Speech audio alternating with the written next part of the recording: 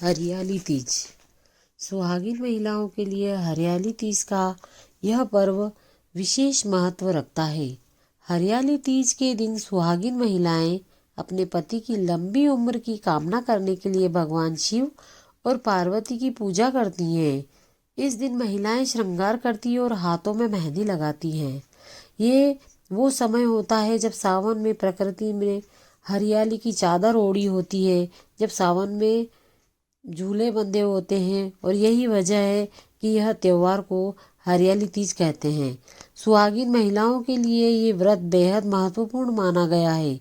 हरियाली तीज का ये खूबसूरत त्योहार श्रावण मास में शुक्ल पक्ष की तृतीया तिथि को मनाया जाता है। ये पर्व मुख्यतः उत्तर भारत में मनाए जाने का चलन है।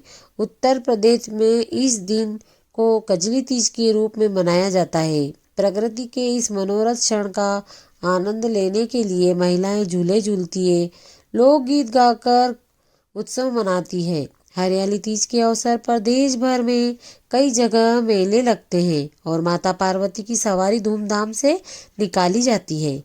सौंदर्य और प्रेम का यह उत्सव भगवान शिव और मां पार्वती के पुनर्मिलन के उपलक्ष्य में मनाया जाता है।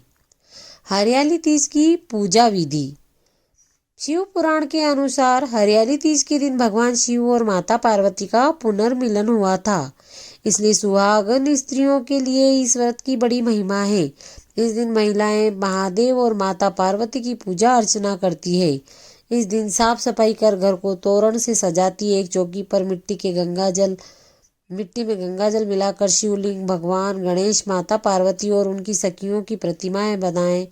मिट्टी की प्रतिमा बनाने के बाद देवताओं का आह्वान करके षोडशोपचार पूजन करें। इस हरियाली तीज व्रत का पूजन रात भर चलता है। इस दौरान महिलाएं जागरण और कीर्तन भी करती है। हरियाली तीज पर महिलाओं को 3 बुराइयों को छोड़ने का संकल्प लेना चाहिए। ये 3 बातें इस प्रकार है: पति से छल कपट, झूठ व दुर्व्यवहार करना, परनिंदा, दूसरों की बुराई करने से बचना। हरियाली तीज की परंपरा।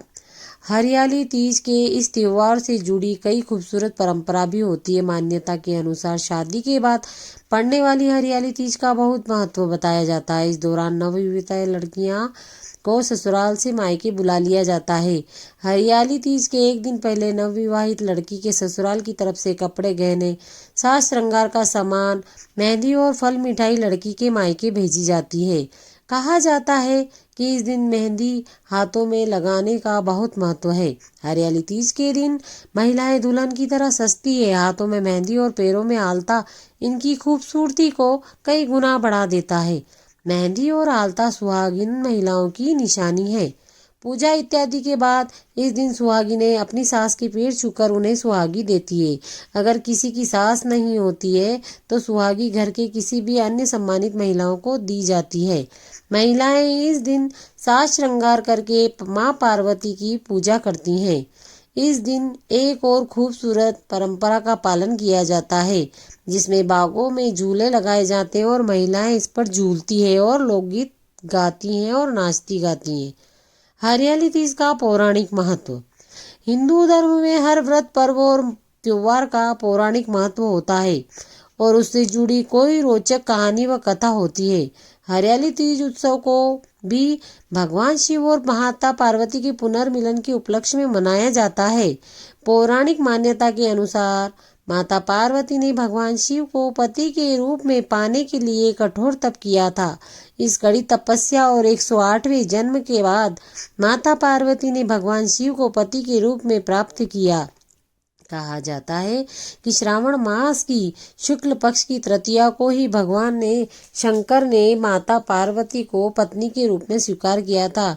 तभी से ऐसी मान्यता है कि भगवान शिव और माता पार्वती ने इस दिन को सुहागिन स्त्रियों के लिए सौभाग्य का दिन होने का वरदान दिया। इसलिए हरियाली तीज पर भगवान शिव और माता पार्वती का पूजन और व्रत करने से विवाहित स्त्री सौभाग्यवती रहती है और घर परिवार में सुख समृद्धि आती है।